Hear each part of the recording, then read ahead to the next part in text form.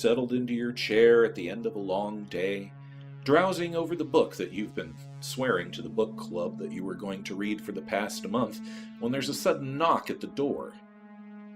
A bit bleary and startled and wondering who would be knocking at your door at this hour of the night, you open your door cautiously, keeping the chain in place. Your pounding heart begins to settle slightly when you see the imagined intruder is merely two children standing on your porch. The boy and girl look like any other youths, but there's something about them that makes you uneasy. The girl stays silent, her head down. The boy speaks. "Hi, we're lost and need to use your phone. Can you let us in to use your phone?" Your brain moves slowly as though caught in molasses. The part of you that wants, no, needs to help a child in distress wars with that growing feeling of something wrong. You manage to stammer out a question, asking the children their address or where their parents are, or why they're out so late. The girl continues to stand motionless. The boy ignores your questioning and becomes more insistent. "We need to come in. Let us in." Your brain is still trying to catch up to make sense of things, but the feeling of wrong gets louder and louder as you stare at the boy. "We need to come in. Let us in." It's not his demanding tone that finally snaps you out of your haze. It's when the girl raises her head to look at you that it strikes you, what's been screaming to be noticed above the sense of rising dread and malice in the back of your mind. It's that both children have utterly black, dead eyes. The eyes of evil, and they know that you've seen them. The boy steps forward aggressively, trying to catch your gaze with his own, to capture you in those deep, black midnight pools. His voice hisses from the night. "We can't come in until you let us. Let us in!" Trembling, your hand begins to move as though of its own accord to the security chain. Surprised, you see it begin to loosen it, to slide it, just a little bit to the right, just a little more. The girl smiles.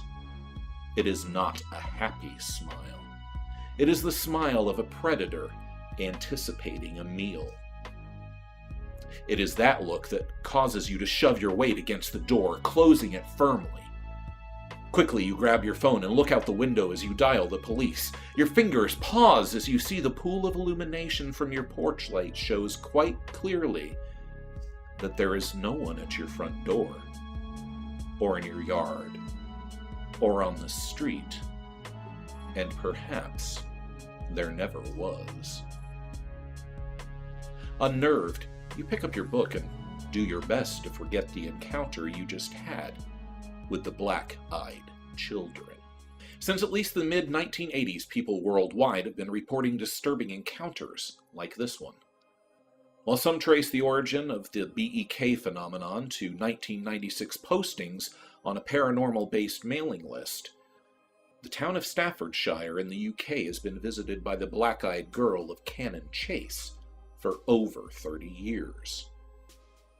Witnesses to the events all report hearing a child's piercing shrieks and screams for help, and when they run to assist, find no one in sight.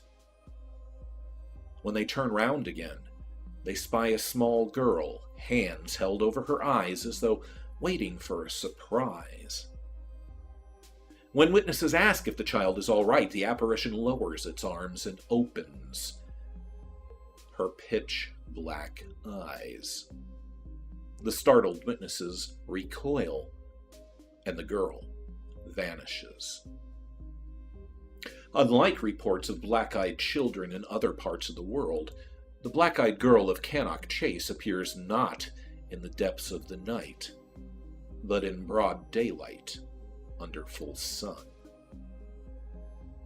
Are these reports simply an urban legend, an early form of creepypasta from the birth of the internet? The earliest reports of the Cannock case date from 1982, well before even the most rudimentary of internet was in place. Are the black-eyed children another form of the shadow people?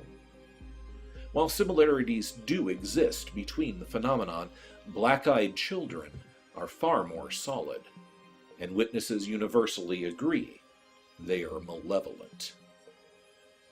Whatever they are, the black-eyed children do not seem to have our well-being at heart, and stories of those unfortunate people who were unable to resist and opened their doors to these entities tend to be gruesome and final. While PNT cannot deny the spread of black-eyed children stories has likely been inflated due to the influence of such sites as creepypasta, upon further examination we feel there may be more to this frightening phenomenon than meets the eye, whatever color they may be.